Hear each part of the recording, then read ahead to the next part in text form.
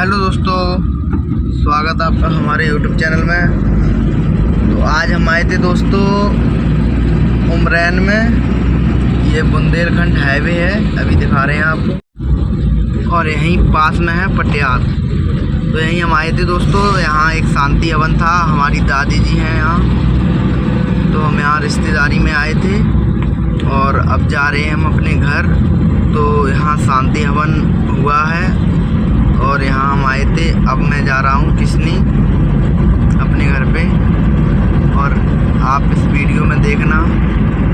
यहाँ बाबा साहब के जितने भी पूज्यमान हैं, जो बाबा साहब को मानते हैं, वो इस वीडियो को ज़रूर देखें और इस वीडियो को इग्नोर ना करें और इनकी बातों को सुनें।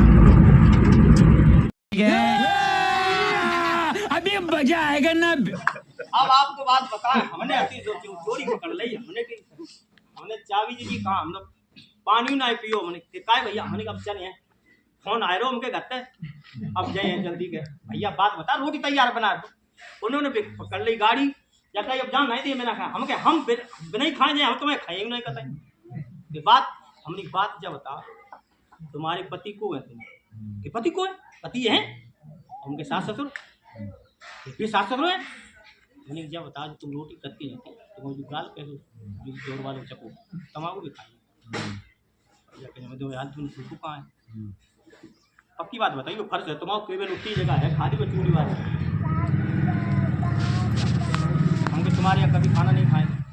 तम्बाकू के गुटके पे साफ लिखा होता है तम्बाकू खाना हानिकारक है, और तम्बाकू खाने से क्या होता है, कैंसर लिखा होता है भैया उस पर। 5 रुपया की पुड़िया ले भाव पे लिखी हो, तम्बाकू खाने से कैंसर होता है।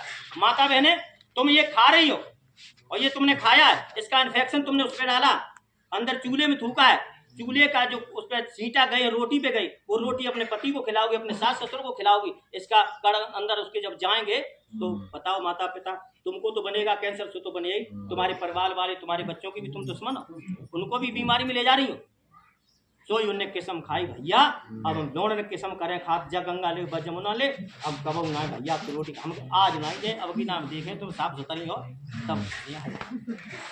तो उन्होंने कसम खा ली कि आज से हम कभी भी नशा पानी नहीं करेंगे। तो माता बहनों, आपसे मैं गुजारिश करता हूँ, इन चीजों को किसी प्रकार से नशा नाश कर देगा। फिरोगे दाने दाने को, कटोरा हाथ में होगा, मिले ना भी खाने को। तमाम घर बर्बाद हो गए नशा से।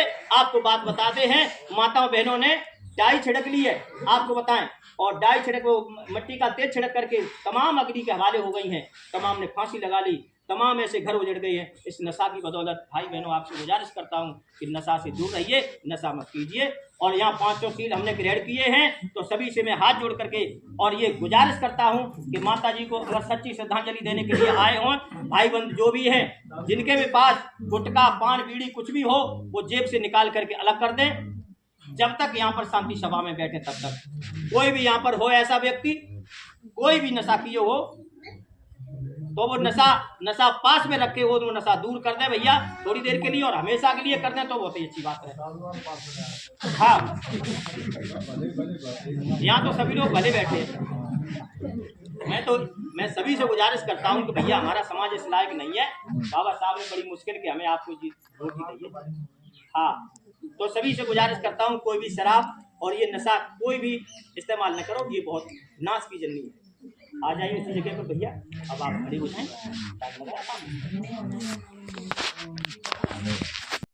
फूल आया, फूल के बच्चे आए, सब कुछ आए, और आकर के हमारी खुशियों में हाथ उठाया, खुशियों के साथ हमारे सीने से आकर के मिला कि नहीं।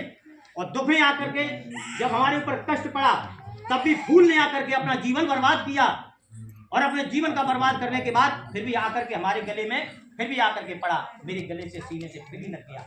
भाइयों, फूल हमें सीख देता है कि हमें सीख लेनी चाहिए हमारे जीवन से। भाइयों, तो मैंने अपने जीवन में अपने जीवन को नष्ट करके तुम्हारे सुख में भी आया और तुम्हारे दुख में भी आया, तुम्हारे सीने से आकर के मैंने लिपटा और तुम्हारे दुख में भी भाग लिया, तुम्हारे सुख में भी भाग लिया। इसी प्रकार से हे मानव के चोला, तुझे भी एक दूसरे के साथ में सुख में भी सीने से सीना मिला करके उसके साथ जा, और दुख में भी जाकर के उसके आंसू पहुंचते जाकर के उसी सीने से लग के तेरा जीवन उज्जवल हो जाएगा।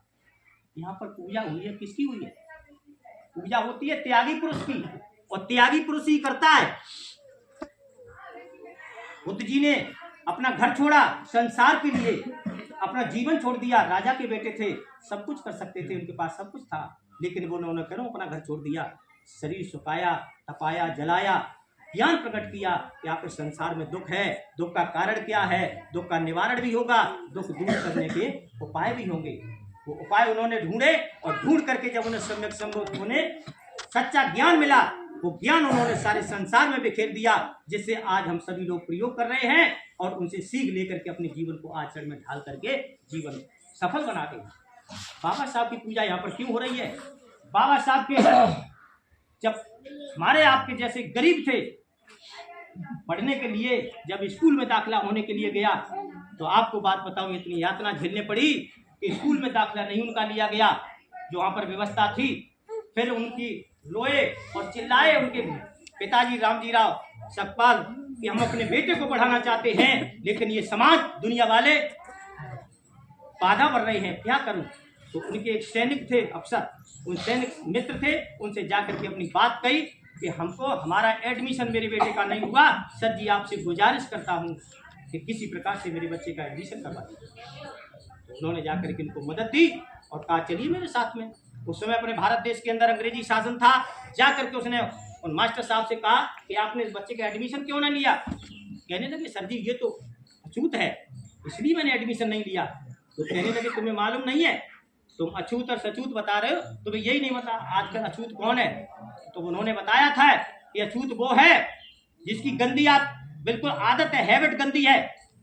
अछूत वेश्या को कहते हैं मुझे नरक ओर ले जाती है, अछूत शराब को कहते हैं मेरा जीवन और मेरा माइंड पागल मुझे बनाती है, अछूत सूरज को कहते हैं जो कितने दूर पे रहता है, अछूत अग्नि को कहते हैं छूने पर मुझे जला देती है, अछूत बिच्छू को कहते हैं छूने पर डंक कर देता है, अछूत सर्प को कहते हैं छूने पर मुझे डस लेता है, मेरी मौत मार देता है। इनसे क्या हमें नुकसान है? ये तो हमारे हैं, जैसे हम है तैसे तुम हो तैसे ये है। और उनका जाकर के बर्खास्त कर दूंगा, तुम्हारे भारत देश के अंदर अंग्रेजी शासन है, हमारी हुकूमत में, और तुम हमारा कहना नहीं मानोगे। डर की वजह से उसने एडमिशन ले लिया और उसने शर्त लगा दी कि मैं पढ़ा तो सकता हूँ आपके बच्चे को, लेकिन शर्त आपको मेरी माननी पड़ेगी। क्या शर्त होगी? आपका बच्चा 10 मीटर सभी बच्चों से दूर बैठेगा, जब बच्चों के जूता चप्पल उतरते हैं बाद तुम्हारा बच्चा पढ़ेगा। राजी हो? कहने लगी साहब राजी। आपका बच्चा मटका रखा है यहाँ पर स्कूल में, मटके से हाथ नहीं लगाएगा, अगर प्यास लगेगी तो हमसे किसी से कहेगा या किसी बच्चे से कहेगा, तब जाकर के वो उसे पानी पिलाएगा। टाट सबको यहाँ पर मिलेगा, लेकिन तुम्हारे बालक घर से टाट लाएगा और उसी टाट को ला करके अपना यहाँ बिछाएगा, क्योंकि मेरे टाट पे बैठेगा तो टाट अछूत हो जाएगा, खराब हो जाएगा। तो भाई बहनों 10 प्रकार की ऐसी शर्तें थी, वो हमारे बाबा साहब के पापा ने मंजूर की थी, पिता रामजी राव ने, और मंजूर करके इनको पढ़ाया लिखाया था। फिर इनको आगे चल करके धन्य है वो हमारे सयाजी राव महाराज बड़ौदा वाले, जिन्होंने जाकर के बाबा साहब को छात्रवृत्ति 3 साल के लिए दी थी 25 रुपया प्रति महीने पे, तब जाकर के हमारे बाबा साहब पढ़ पाए थे। जब बाबा साहब विदेश में पढ़ रहे थे, मैया रमाबाई पर वो भारी कष्ट था, उपले बेच करके अपने परिवार का गुजारा किया था। एक समय बाबा साहब को लंदन में पैसों की जरूरत पड़ गई, भूखे थे बेचारे, बिस्कुट के टुकड़े खा करके जी रहे थे। घर पर पत्र भेजा कि जाइए, मेरे घर पे जाकर के पत्र लिख दिया था कि राम तुम तो भारत देश के अंदर कैसे भी गुजारा कर लोगी, लेकिन मैं भूखा हूँ इस विदेश में, कैसे शिक्षा कर पाऊँ, खाने के लिए 2 वक्त का खाना नहीं है, कुछ व्यवस्था बन जाए मेरे लिए भेज दो। मैया रमाबाई की उसमें बेटी हिंदू बीमार थी, देखा है कि मेरी बेटी बीमार है, तेज बुखार चढ़ा है, भाई बंधुओं हमारी माता है, मैंने क्या करती उस समय, अगर पति का पत्र आ जाता तो अपनी बेटी का इलाज कराती या उस अपने पति के लिए पैसे देती। बता रहा हूँ भाई साहब, जिस वक्त माँ रमाबाई का त्याग दिखाता हूँ, हमारा पूरा स्टाफ रोता है और जितना पंडाल में जनता समूह बैठा होता है वो आंखों से आंसू टपकते हैं जब मैया रमाबाई का बाबा साहब का संघर्ष दिखाता हूँ कि क्या वो हमारी देवी थी, सच्ची देवी कौन है, उन्होंने क्या काम किया। जैसे पैसे इकट्ठे किए थे, पहले तो डॉक्टर को बुलाया, डॉक्टर ने मना कर दिया, पैसे हो तो इलाज करूंगा, नहीं पैसे तो नहीं करेंगे। तो वो बेटी के लिए बेच करके कंडी बेच करके पैसे इकट्ठे किए थे, अब मैं बेटी का अपना इलाज करा दूँगी, मेरे 3 बच्चे पैसे भी बस मर गए, तो बेटी को बचाऊंगा जिस तरीके से बचा पाऊंगा।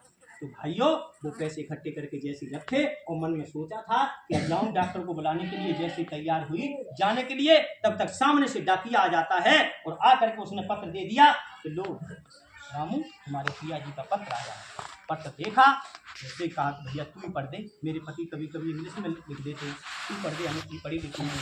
मैंने पत्र पढ़ा, उसने कहा कि बाबा साहब को बहुत जरूरी है, बाबा साहब कह रहे हैं कि हम रामू बहुत दुखी हैं विदेश में, हमारे पास 2 वक्त की नौकरी नहीं है, कुछ सारा हो तो तुम हमें भेज दो।